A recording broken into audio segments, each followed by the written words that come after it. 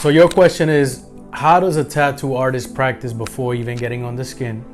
You know, what methods do we use to make sure that when we do your tattoo, we know enough about tattooing to be able to tattoo, right?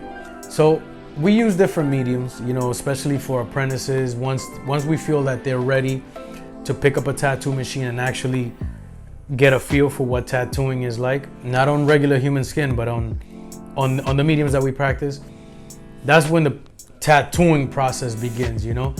We use something like maybe fruits sometimes, you know, orange could be. Believe it or not, we use pigskin from, like, you would go to Publix, buy it from the freezer and just get right to it. Or we use also, it's almost like a gel that mimics, you know, body parts, hands. You know, sometimes they come in hands, foot, a head, different things, an arm.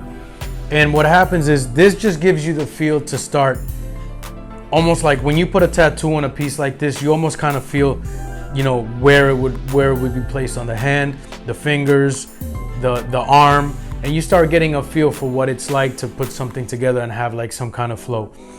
This is okay to do the tattoo here, and even if you mess up, it's okay because it's not a real hand, you know. But this actually gives you almost like that initial feeling of what it would be like to have your tattoo on somebody's skin.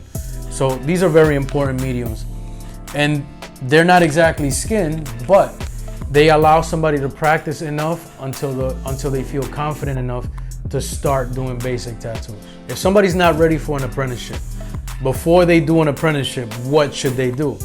And the reality is, if you're not ready for an apprenticeship, then chances are you don't know whether you even want a tattoo or not. So it's like, once you get into the tattoo field and you walk into a tattoo shop and you get a feel for it, that's when you're gonna know whether this environment and this career is right for you. So you really need to level with yourself and say, you know what, I must be ready for a tattoo apprenticeship for me to know whether this is gonna be my career or not.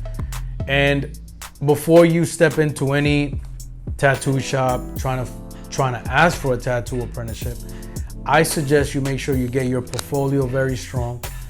Whatever artistic ability that you have, make sure you mimic it on paper many times, so that when you come in, you could show somebody your portfolio, and in turn they could believe and know that you have potential. Because if you don't believe in yourself, there's no way that I could believe in you. That's just how it works, you know?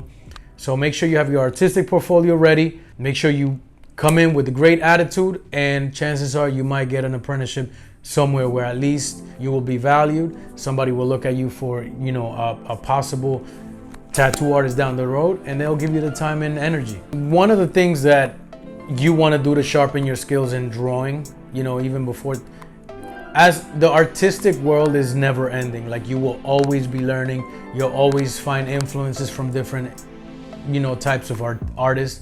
We have over 7 billion people in this world, and everybody's artistic in their own way, so you can learn something from everybody. My suggestion to you would be, try to find different artists, even things that don't necessarily appeal to you. Try them, because you never know.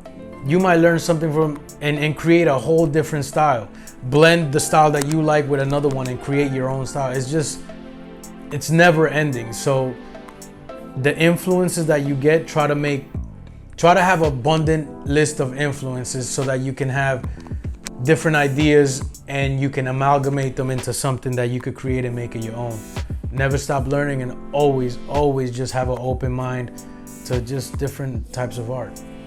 Drawing on paper is like, it's almost like painting. You know, you put your paper on a flat surface, pencil, pen, brush, whatever it is, you just glide right through the paper, right? The paper is either gonna suck up the ink or it's going to take it in very well. But there's very little resistance. On skin, when that needle is going into your skin at a rotation of hundreds or maybe thousands of times per minute, what happens is that needle is fighting the skin, it's going in. So there's resistance. The variables in tattooing are basically as follows. You have the skin fighting you back. You have blood that's also coming out, even in minute form, it's still coming out. So it's kind of, you have to penetrate through that. The blood mixes with the ink, so you have to be aware of that. Different skins from different people react in different ways, and they have different types of resistance. Some are stronger, some are not. And depends on the age also. So all these variables, the weight of the machine, the type of needles that you use, the type of ink that you use, is so many variables that it's good to understand everything from a basic point and have a very general understanding, so that as you evolve as an artist, you'll learn all these, you'll learn little tricks to the trade, you know? And then you'll be able to tattoo pretty much any skin as long as you have enough experience. That's the key, experience. Because you can't put a price on experience, and you really can't put experience in a way where it's just like, okay, well, I'm gonna skip these steps. You have to do everything so that you understand how to tattoo, how to make the tattoo come out the nicest. And also, you don't want to overwork the skin, because when you overwork the skin, then chances are the person will scab, the ink may not stay. So it's so many different variables that only time and experience will give to you as a tattoo artist.